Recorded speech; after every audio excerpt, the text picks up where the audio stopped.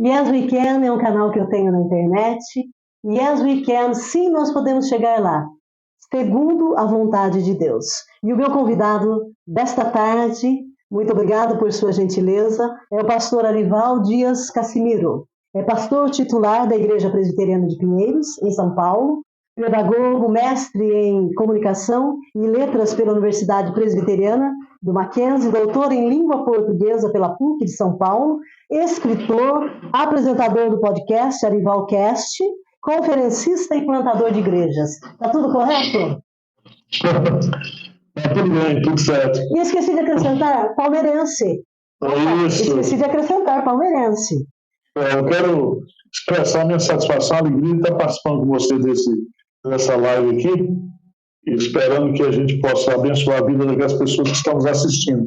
Com toda certeza. É o que eu disse para o senhor já anteriormente. A oração que prescinde a ação que prescinde da oração, ela gera frustração. E aqui nós estamos. Reverendo, como professora, eu tenho que perguntar para o senhor, foi um bom aluno?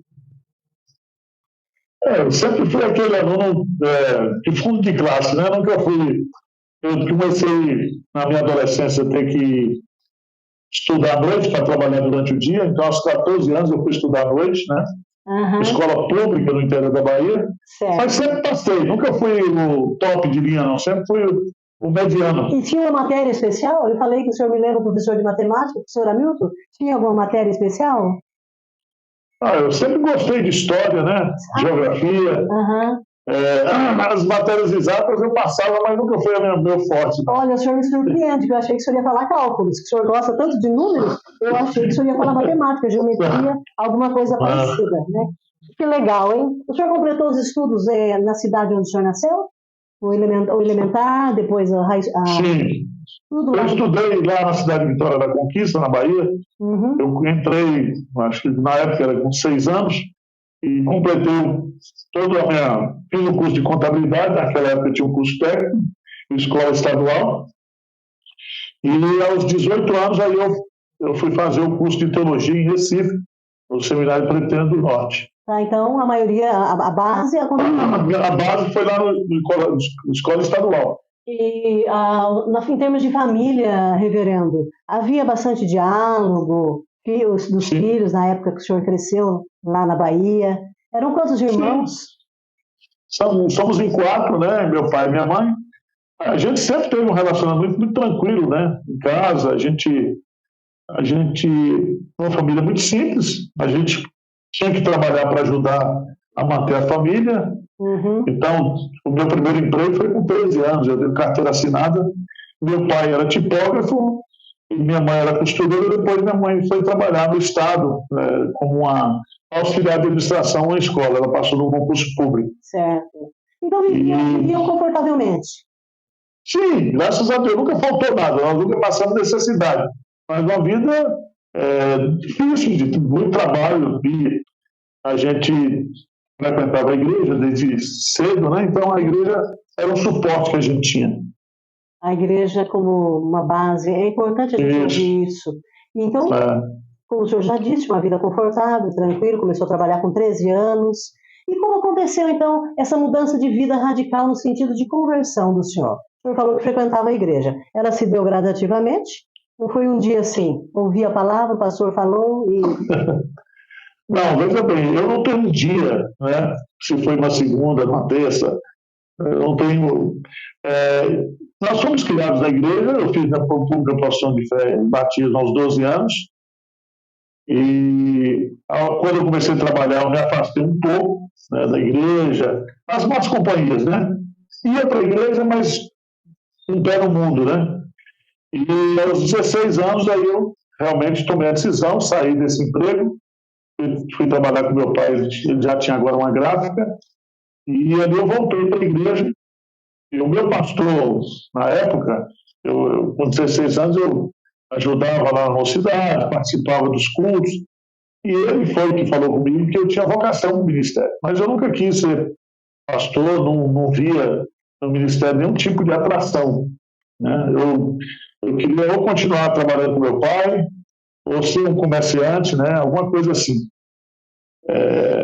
E Deus me chamou, né? E foi uma experiência que eu tive, às vezes, um dia numa igreja, na Igreja Batista de Getsemane.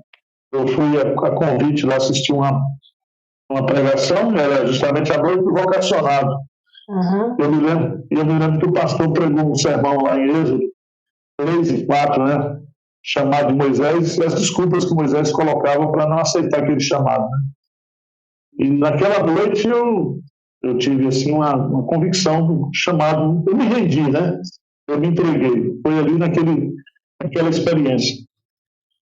E de lá para cá, graças a Deus, não tem o ministério se tornou não um projeto acadêmico, mas um projeto de vida. Né? Minha vida é o meu ministério. Eu já estou há 37 anos no ministério.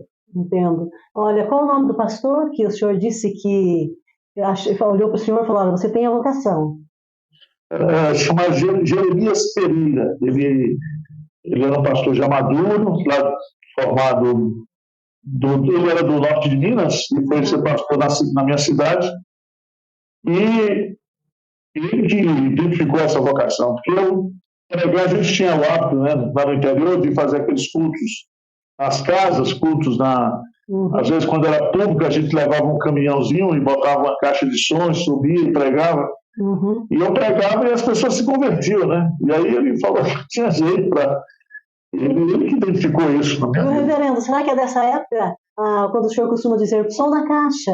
Durante nós assistimos a IPTV, o senhor fala som na caixa, coloca um som na caixa. Acho que veio dessa época aí. Mas eu queria dizer que o pastor Jeremias era um homem grandemente usado por Deus para colocar esse pensamento, essa ideia na mente do senhor. O senhor vem da Bahia, o senhor já falou, Vitória da Conquista, e as diversões dos jovens nessa época, de mocidade, da geração do senhor? O que a cidade oferecia?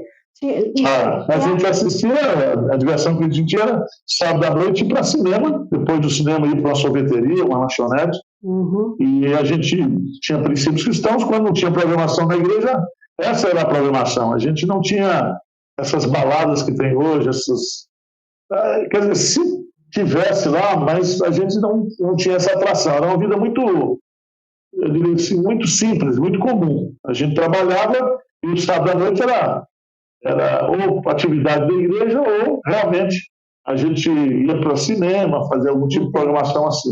Tinha futebol, esportes. Eu ia falar de futebol, porque aqui em São Paulo o senhor é palmeirense. E lá tinha um time?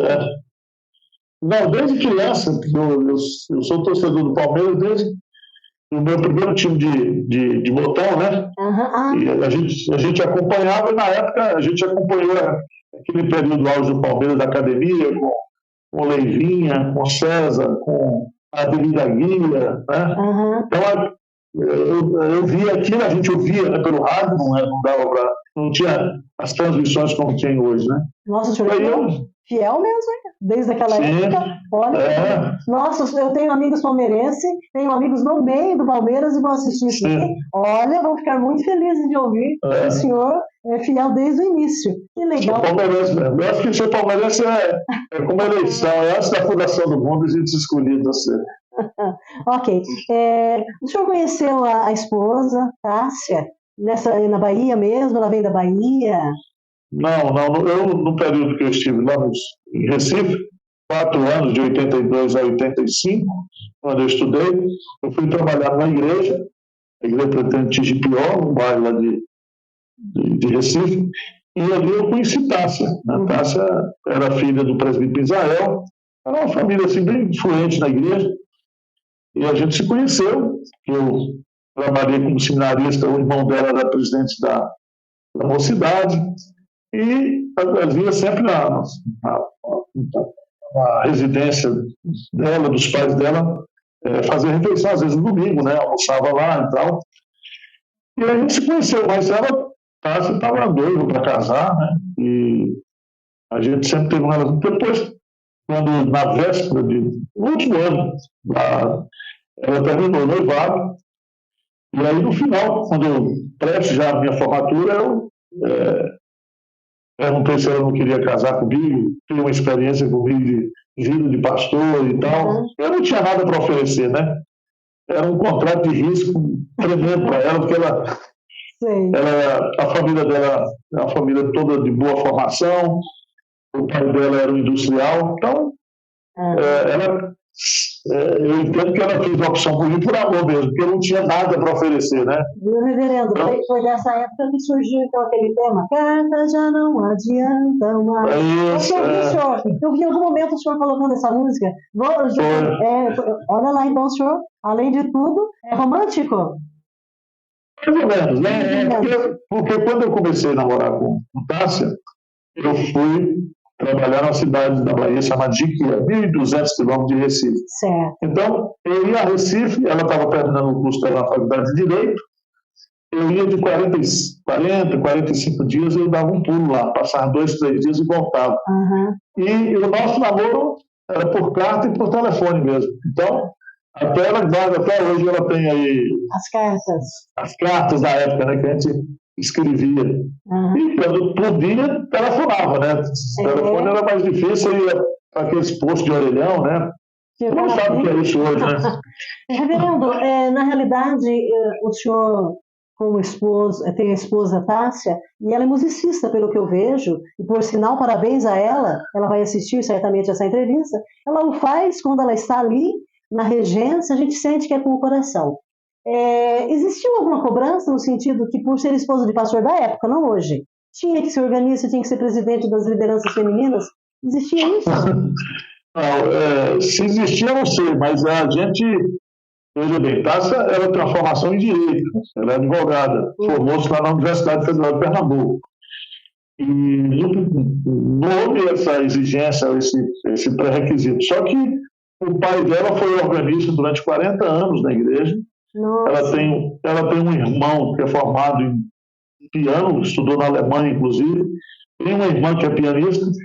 E ela sempre gostou de música, a família toda, né, de musicista. Então, ela é uma coisa que era natural na família dela. Então, mas não foi uma exigência, um pré-requisito. Então, quando nós entramos no ministério, ela sempre ajudou, né, nos corais, na área do departamento infantil, fazendo sempre as cantatas infantis e tal. Hoje, aqui em Pinheiros, ela coordena. Nós temos os grupos que cantam os hinos e os grupos que cantam os cantos mais contemporâneos. Sim. E a gente nunca abriu mão da nossa inódia, né? A Igreja Presbiteriana de Pinheiros, eu estou aqui há 28 anos, a gente canta os hinos, ensina hinos novos, não temos dificuldade de pegar hinos da harpa cristã, do cantor cristão, né? Então a gente, e Tássia, então ela foi por muito tempo aqui professora de escola dominical e ajudando sempre nessa área da música. E por sinal, por excelência. O filho do senhor também, né? Ele é um musicista. O Matheus, ele é pianista, né? Ele é pianista. E ele herdou esse dom lá, o DNA da família da Tássia. Né? O outro filho também tem esse dom ou ele já partiu para o não? Não. Meu filho, o mais novo, o Túlio, ele é mais assim, calado e tal. Ele trabalhou aqui, foi diácono da igreja, né? Ele mudou-se agora no início desse ano para os Estados Unidos, foi transferido lá pela empresa que ele trabalha, está morando lá agora, desde fevereiro deste ano ele está residindo lá. E o senhor tem os netinhos, não? Deve dar uma saudade? Tem, muita saudade, né? A gente esteve lá em fevereiro e essa semana mesmo eu estou indo pregar em Boston, na volta acho que eu vou passar um dia lá com eles. Com certeza, dar uma olhadinha no filho, na nora e nos netos. Qual foi o primeiro campo? O senhor já citou até o primeiro campo de trabalho do senhor na Bahia? E que lembranças especiais que o senhor tem de Olinda? O primeiro campo foi o campo de Jequié, na Bahia. Era uma congregação presbiterial, há 60 anos. Eu fui, trabalhei lá 2 anos e nós deixamos a igreja organizada, com casa pastoral construída.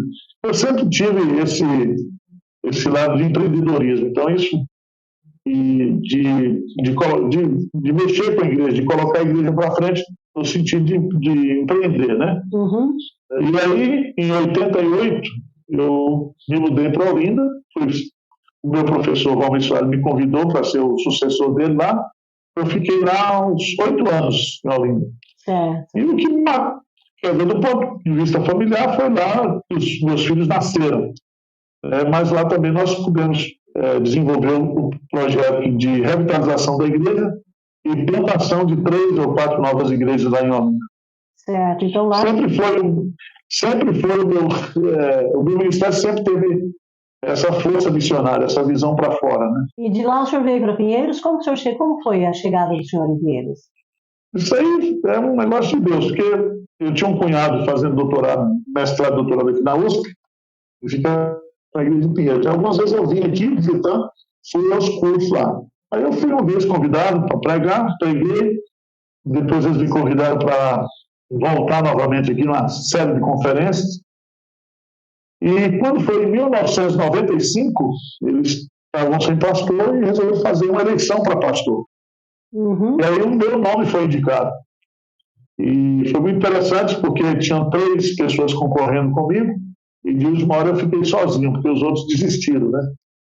E aí eu fui eleito em 1995, setembro de 1995. E em janeiro de 1996 eu assumi a igreja. A igreja estava vindo de uma situação complicada da transição pastoral. Era uma igreja que estava num processo de estagnação e eu chamaria até de decadência, né? Mas ali nós chegamos aqui e agora são 28 anos que eu estou aqui, desde 1996, né? Mais uma vez, outra pessoa que eu cito o nome, o senhor falou do cunhado, que citou o nome, o pastor Jeremias, ano passado, que viu que o senhor tinha vocação, e agora uma outra pessoa colocada na vida do senhor, que viu, e o senhor aí há quase 30 anos fazendo parte Sim. da liderança tão abençoada da Igreja Presbiteriana de Pinheiros. Eu digo sempre, né, que você nunca faz nada sozinho, né? A gente sempre, Deus, na sua providência, Ele colocará pessoas para nos impulsionar, para nos encorajar, para abrir portas para a gente. Então, ninguém faz... Se você está fazendo uma grande obra, você está fazendo uma obra com muita gente. Com certeza. Né? Ninguém faz uma obra... Se você está fazendo sozinho, é porque não é uma grande obra. É verdade, e nós somos dependentes uns dos outros, reconhecendo sempre aquele superior a gente. E a rotina de um pastor titular? Com aproximadamente 4.000 membros. A gente aqui é o seguinte, eu trabalho aqui, minha folga na sexta-feira, eu trabalho de segunda a segunda, e eu faço o meu escritório aqui, o meu local de trabalho. Daqui eu saio para visitar, daqui eu saio para resolver os assuntos, mas eu estou focado aqui na igreja. A hora que você chegar aqui, você me encontra.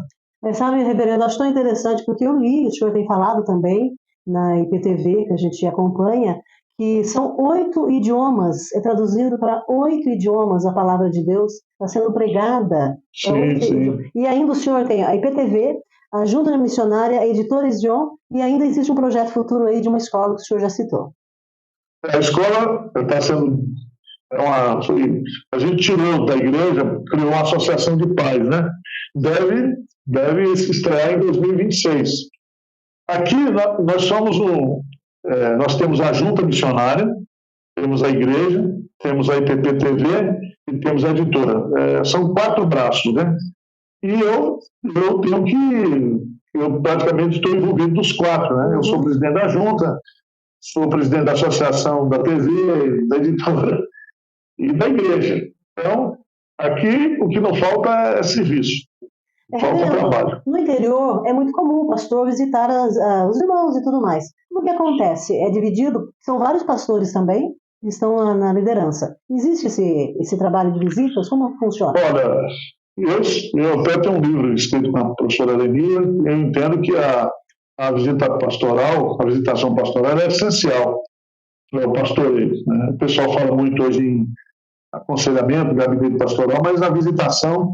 É na visitação que você tem contato com a ovelha, que você tem um diagnóstico das lutas que as famílias da igreja estão passando, e isso ajuda até você a preparar as mensagens de uma forma que seja uma aplicação na vida do dia a dia das ovelhas.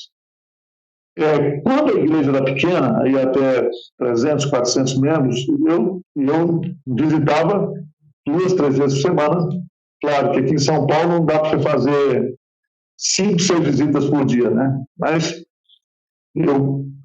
a pessoa chegava no domingo, visitante, que chega muita gente de outros estados, né, que mora em São Paulo, e foi assim que a igreja cresceu. Hoje nós temos um departamento que chama de Departamento de Cuidado Pastoral, onde tem a parte de pequenos grupos de pastoreio, discipulado, né? Você tem lá também a parte de visitação, e eu sou responsável. Hoje a gente divide, né? A Junta Diaconal divide, os pastores auxiliares também, e a gente tem uma força muito grande do leigo aqui em Pinheiros, né? Nós temos muitas pessoas envolvidas, né? Então, só para você ter uma ideia, o departamento infantil tem 150 pessoas trabalhando, a Junta Diaconal agora está com 70 diáconos, são 15 presbíteros, e é uma coisa interessante, porque as coisas acontecem, né? Ontem nós tivemos um encontro de jovens com Cristo, tinha 250 pessoas trabalhando e 150 jovens sendo evangelizados nesse encontro. Encontro de casais, o Ministério de Casais toca. Então, aquela questão do sacerdócio universal do crente, a gente estimula muito aqui, né? Isso é muito importante. Pastor, reverendo, há inúmeros casos de pastores hoje com uma rotina estressante. Falamos de rotina agora, trabalho com síndrome de pânico, depressão e até tentativas de suicídio. Nós temos no Brasil e fora dele. Como enfrentar tudo isso nos dias atuais? Eu não sei se isso é por excesso de trabalho, né? Eu não sei. Cada caso é um caso. O que a gente precisa entender é que nós temos hoje, pela bênção de Deus, a ciência aí para nos ajudar. Então, eu faço check-up todo ano, eu tenho um psiquiatra, né? E eu me conheço, a gente, de vez em quando você está acelerado, toma um remédiozinho, melhora, procura, estou na academia, fazendo um pouco de atividade física. Isso aí é de cada um, né? Mas eu vejo que essa questão que tem acontecido com a liderança não é por excesso de trabalho. Eu acho que é muita gente que perdeu o significado da vocação, do ministério, porque quando você entende que o seu chamado é para ser pastor, isso aí já resolve metade das crises. Né? Então você já sabe que você não vai ser rico, você já sabe que você vai ter que cuidar de gente complicada, né? E como você não há como você não se envolver com o pastor, porque a relação pastoral envolve a questão da afetividade. Não existe uma profissão, né? Aliás, a gente tem que amar as ovelhas, amar a Cristo, amar os bodes também, que muitas vezes dão uma chifrada na gente. Então, é verdade. A nossa matéria-prima aqui é de gente complicada. Então, acho que se você já tem isso na sua cabeça, né? Eu vejo assim que o ministério pastoral, 50% é automotivação. Você tem que ter automotivação, você tem que entender que você está fazendo o que você gosta, né? Você tem que trazer como professor, né? Você tem professor e tem professor. Mas quando o professor ele faz o que ele gosta, ele sente prazer em ser professor, aquilo para ele não é um fardo, né? Como médico também, qualquer profissão. Qualquer profissão. Olha, eu tenho aqui em mãos um livro do senhor que eu presenteei minha mãe. Isso aqui eu presenteei minha mãe, fui ver, inclusive, especificamente a biografia. Quantas obras o senhor já escreveu? Mais ou menos assim, o senhor tem? É porque eu comecei escrevendo revista para a escola dominical, né? Eu me lembro que eu comecei com esse material, e aí tem mais de 100 títulos de revista. Eu escrevi praticamente todo o Novo Testamento também em revista. E obras mesmo, eu acredito que umas 20, mais ou menos. 15, 20 obras. E o senhor sente que as pessoas hoje têm prazer na leitura? Fala as pessoas no convívio cristão ali, mesmo no dia a dia. O senhor sente que o brasileiro lê ou ficou em segundo plano? Veja bem, eu creio que o mercado literário evangélico ele é crescente. Por mais, tanto que você tem o audiobook, você tem o e-book, mas nada substitui o livro. Sem dúvida. Né? O livro é uma coisa... você é a mesma coisa. Você assistir um culto no telão ou você assistir um culto presencial, né? Então, são coisas diferentes. E eu entendo que ainda vai demorar um pouco para você apresentar o livro. Com certeza, no papel, nada como a gente ter papel também nas mãos. Tem mulheres assim, na Ision, mulheres escritoras? Nesse livro aí? Não, eu digo no geral, assim, escritoras. Olha, nós vamos publicar agora, estamos publicando a obra daquela senhora que faleceu há 15 dias atrás, aquela irmã, tinha 87 anos, esqueci o nome dela agora, nós vamos publicar as obras dela. Tem mais umas 2 ou 3 obras que foram publicadas pela Ision. Então, mulheres são poucas. E o projeto de perfurar poços artesianos, ele surgiu? Não, esse projeto surgiu logo depois da pandemia, diante de reuniões. Nós temos um grupo de igrejas batistas, presbiterianas, que trabalham no semiárido nordestino. Tá. E aí, nós detectamos a necessidade, junto com as ONGs e os obreiros do sertão, de furar poços nas pequenas comunidades. E aí a gente começou esse projeto em 2021, e de lá para cá, Deus tem sido assim. Esse ano, nós já estamos com 61 poços arrecadados, né? Um poço fica em torno de 10, 15 mil reais, depende da profundidade, mas esse projeto é um projeto que tem revolucionado o sertão, né? Porque quando você tem água, você tem vida, né? Você tem o plantio, você tem a criação da galinha, do porco. Então, eu acho que eu comentei com o senhor.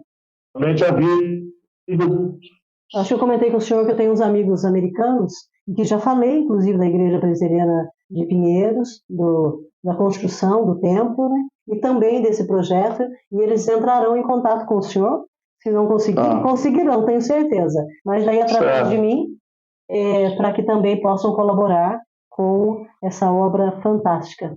Enfim, como é que são preparados os professores da escola dominical? Já quase encerrando a nossa conversa aqui, por faixas etárias, os professores que trabalham com crianças, adolescentes, fazem algum curso especial?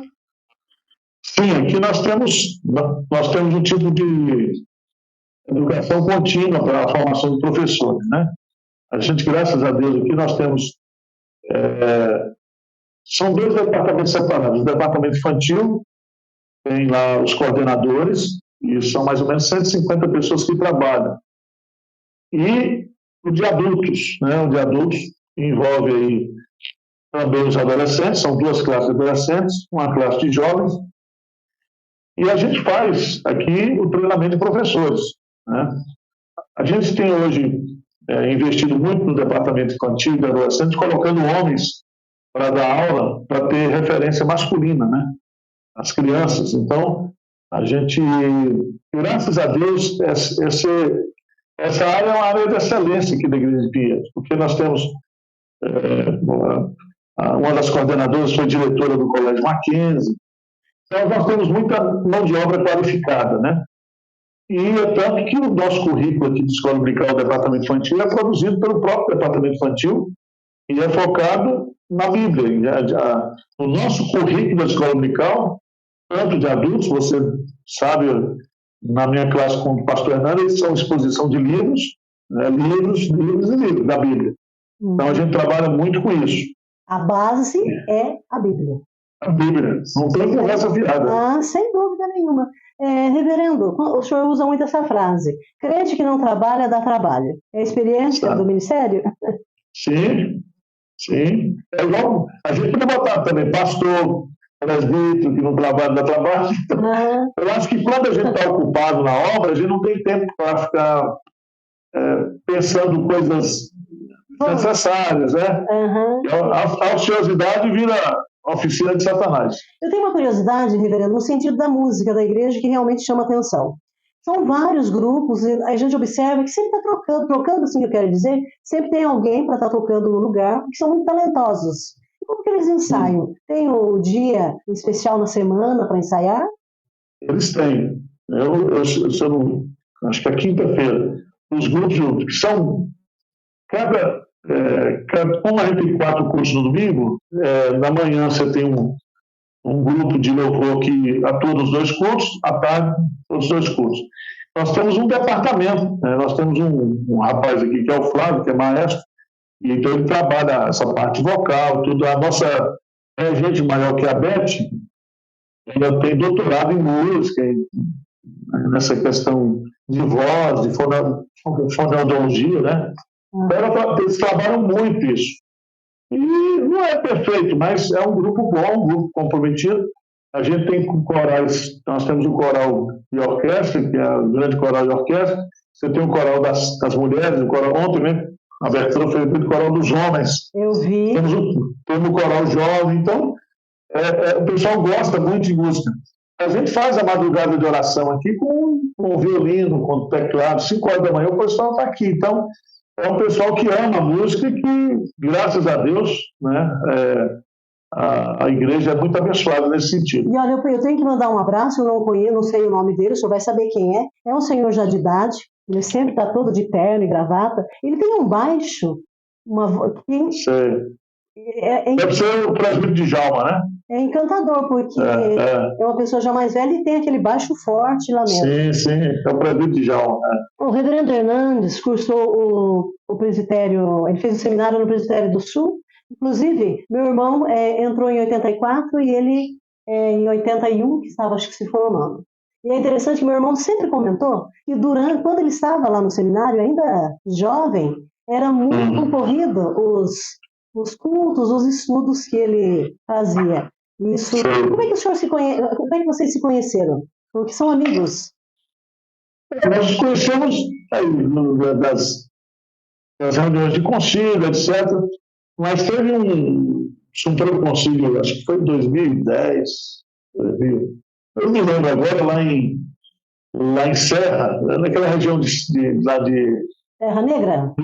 Não, lá do Espírito Santo. Foi lá no Espírito Santo. E lá eu tive a oportunidade de conversar muito com ele, com a Tinha eu já conhecia. E aí foi quando ele entrou o projeto aqui da Luz para o Caminho, ele trabalhava na Luz para o Caminho, e aí os filhos dele estudavam aqui em São Paulo e a esposa lá no Espírito Santo. E aí foi quando nós conversamos, eu falei, pastor, você não quer vir para São Paulo? Morar em São Paulo e tal? E a gente poderia pensar no culto aqui às segundas-feiras, que hoje não tinha muito, nós mudamos aqui em 2010 para esse prédio novo. E aí ele topou. A gente ficou começamos o Conexão com Deus em 2011, toda segunda-feira, e a coisa foi crescendo. Aí em 2012 eu falei, o senhor pode dar 2 domingos lá e 2 domingos aqui? Aí, então foi crescendo, foi uma coisa que foi crescente. Sendo crescente. E aí a gente não tem nenhum espírito de competitividade, nada disso, pelo contrário, de cooperação. E a gente deu certo. Essas coisas que Deus, né?